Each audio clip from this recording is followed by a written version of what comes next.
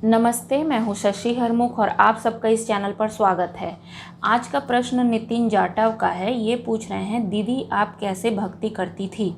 भक्ति सही कैसे की जाती है? मार्गदर्शन करें।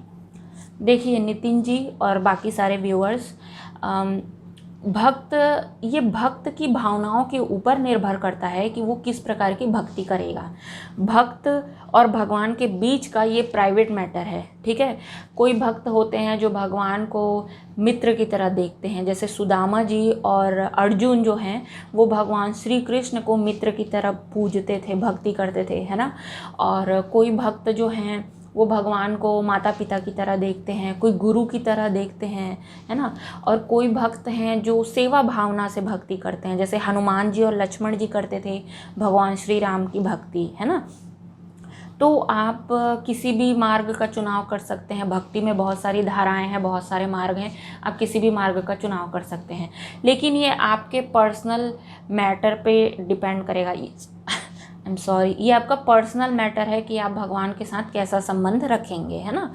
तो इसका डिस्कवरी आपको खुद करना पड़ेगा। अब आप मुझसे पूछ रहे हैं कि मैं कैसे भक्ति करती थी। तो मैं जब बहुत छोटी थी तो मैंने ये जाना था कि भगवान श्री कृष्ण रियल हैं, वो एकदम इंसान की तरह हैं, वो हिस्ट्री नहीं है, वो सिर्फ़ एक मूर्ति नहीं है, हम उनसे बात कर सकते हैं जैसे हम अपने फ्रेंड से बात कर सकते हैं वैसे ही। तो ये सब चीज़ मैं जानी थी, इसलिए मुझे बहुत छोटी उम्र में मैं ये जानी थी, इसलिए मुझे कभी भगवान के सत्य होने पर शक नहीं हुआ। और जैसे जैसे मैं भक्ति में आगे बढ़ते गई, मेरा ये विश्वास और गहरा होते चला गया, है ना।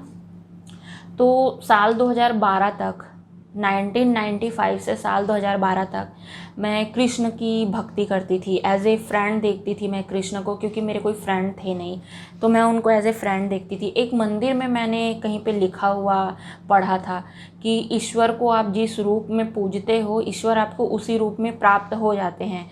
और उस वक्त मेरे पास कोई फ्रेंड नहीं थे, तो मैंने सोचा कि आज से कान्हा ही मेरे फ्रेंड है। तो इस तरीके से मेरी भक्ति फ्रेंडशिप की तरह आगे बढ़ी, है ना। तो एक और जैसे जैसे लाइफ में आगे बढ़ी मैं, तो मुझे जो पारिवारिक कलह जो बचपन से चालू था वो और बढ़ते गया और बढ़ते गया। और एक टाइम ऐसा आया जब मैं एकदम त्रस्त हो गई थी, मैं मानसिक रूप से पूरी तरीके से ध्वस्त हो चुकी थी। मुझे सही गलत का कुछ पता नहीं चल रहा था, मैं किसकी सुनूं, अपने परिवार की सुनूं, समाज की सुनूं, या भगवान श्री कृष्ण ने ये जो नज़र दी है, जो समाज का खोखलापन देख रहा है, मैं ये देखूं, जो सत्य मैं देख पा रही हूँ ये मैं देखूं या इसको छोड़ूं, मैं किसकी सुनूं, भगवान श्री कृष्ण के बताए हुए रास्ते पे चलूं या फिर समाज के रास्ते पे चलूं। उस वक्त मैं इतनी कंफ्यूज थी ना कि मुझे ना ये समझ में नहीं आता था कि ये भगवान श्री कृष्ण का बताया हुआ रास्ता है। आपको मैं सच्ची बता रही हूँ, मुझे बस इतना पता था कि ये जो समाज का खोखलापन, धकोसलापन, ये जो मैं देख रही हूँ, इसको मैं देखना कैसे बंद करूँ, क्योंकि इसको जब तक मैं देखूँगी तब तक मेरे से ऐसे काम होंगे जो समाज के हिसाब से फिट नहीं बैठते, ठीक है। तो इस तरीके से मैं काफ़ी डिप्रेशन में रहती थी, और इस वजह से मेरे फादर के साथ मेरी चीज़ें, मतलब मेरा बिल्कुल बनता नहीं था, है ना। और मैं काफ़ी टेंशन में रहती थी। तो इसी दौरान मैंने ये ठाना कि मैं भगवान शिव को आज के बाद से पिता मानूंगी, और अपने आसपास के किसी भी व्यक्ति का बात मैं नहीं सुनूंगी। मैंने सारा सुनना, देखना, बोलना, सब चीज़ बंद कर दिया। बात तो मैं करती थी लेकिन ऐसा कुछ खास नहीं। तो मैं ये सोचती थी कि मुझे सिर्फ शिव के ऊपर भरोसा है, मैं उन्हीं का बात सुनूंगी जो वो बोलेंगे। और कुछ घटनाओं की वजह से मैं स्वाभाविक रूप से भगवान शिव की तरफ आकर्षित हो गई। तो आपको वो चीज़ें भी मैंने बता चुकी हैं, तो मैं उसको फिर से नहीं बताऊंगी, आप ये वीडियो जाके देख लो, है ना। कौन है मेरे गुरु, इस वीडियो का टाइटल है, आप इसमें क्लिक करिए, आपको इसमें पता चलेगा कि किन घटनाओं की वजह से मैं भगवान शिव की तरफ भक्ति में मुड़ी।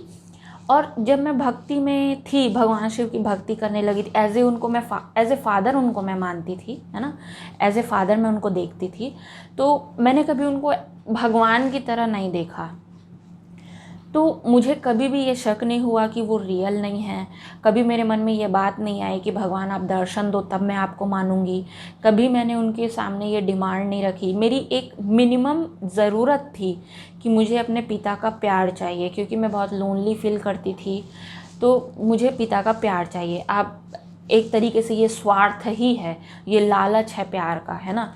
स्वार्थ था ये मेरा, ये लालच था मेरा, और मैं दुख से घबरा के सुख की तरफ भागना चाहती थी। तो सब चीज़ स्वार्थ पे टिका हुआ था मेरा भक्ति। लेकिन भक्ति करते करते जैसे जैसे मैं अपने पिता को समझने लगी, जैसे जैसे मैं देखने लगी कि भगवान कौन है, जैसे जैसे उनकी सत्यता का आभास बढ़ने लगा, जैसे जैसे मुझे मालूम होते गया कि जो मैं उनकी संगति में रहने से बदल रही हूँ वो मुझे अच्छा रिजल्ट दे रहा है, वैसे वैसे मुझे ईश्वर पे और ज़्यादा गहरा विश्वास होते चला गया। ठीक है।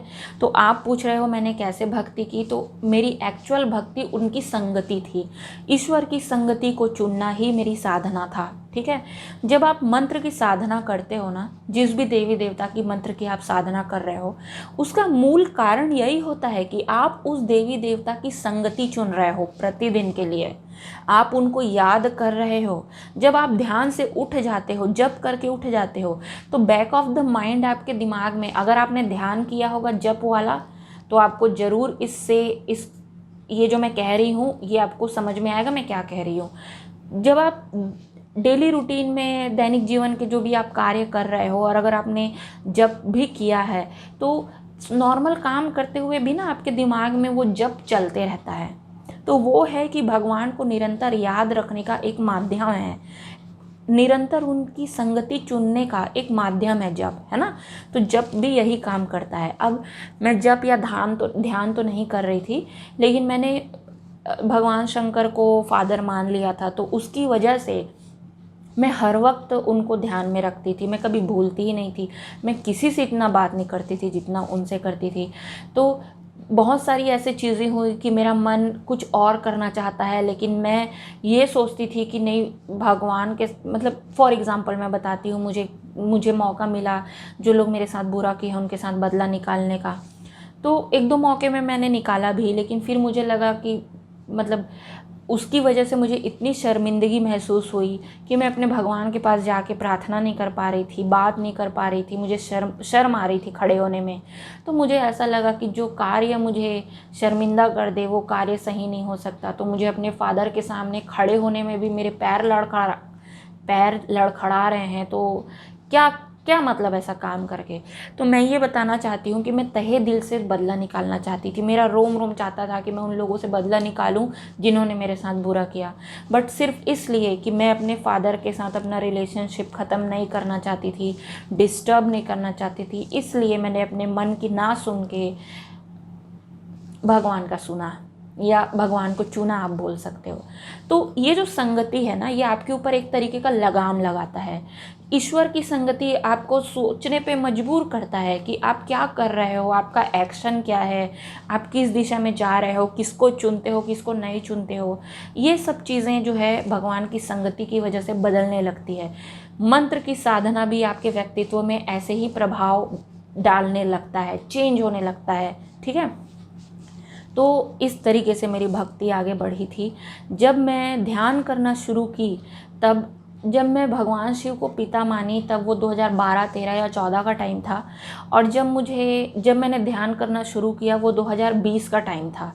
और ध्यान करने के 4-5 महीने बाद, है ना, ध्यान शुरू करने के 4-5 महीने के बाद में मुझे शिव दर्शन हुआ था। मुझे एग्जैक्टली याद नहीं है, मतलब 4-5 महीने में मैंने 20 या 22 घंटे का ही ध्यान किया था, घंटे के हिसाब से बताऊं तो, क्योंकि मैं कभी भी 2 मिनट का ध्यान करती थी, कभी 5 मिनट का ध्यान करती थी। मैंने एक बार 3.5 घंटे का ध्यान किया और 2 बार 2.5 घंटे का ध्यान किया, कभी 1 घंटे का करती थी। तो कुछ टाइम ही नहीं है। लेकिन हाँ, मैं आपको एक रफ फिगर बताऊं तो 20-22 घंटे का ध्यान था, जिसके बाद में मुझे शिव दर्शन हुआ था।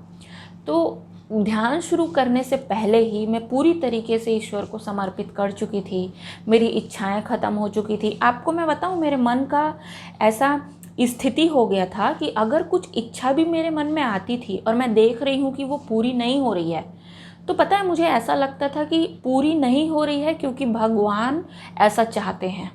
भगवान चाहते हैं कि ये इच्छा मेरी पूरी ना हो, इसी में मेरी भलाई है। वो मुझे किसी चीज़ से बचा रहे हैं जो इसका पता मुझे नहीं है, जिसको मैं नहीं जानती।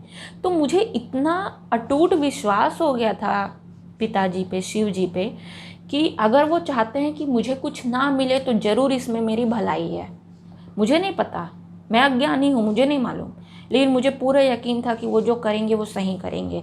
तो इस तरीके का जो समर्पण है ना वो आ चुका था ध्यान करने से पहले। तो ध्यान करते हुए भी आपको ऐसा समर्पण आएगा, एक टाइम के बाद आप में भी ऐसा समर्पण आएगा, ठीक है। तो जो भी आप पूछे कि मैं कैसे भक्ति करती थी, तो मैं यही भक्ति करती थी। ईश्वर के साथ आपका नित्य संबंध स्थापित करिए। आप भी जिस भी ईश्वर की तरफ आप स्वाभाविक रूप से आकर्षित हैं उस तरफ, उन भगवान की तरफ, उन देवी देवता की तरफ आप जाइए और भक्ति में डूब जाइए, ठीक है। धन्यवाद।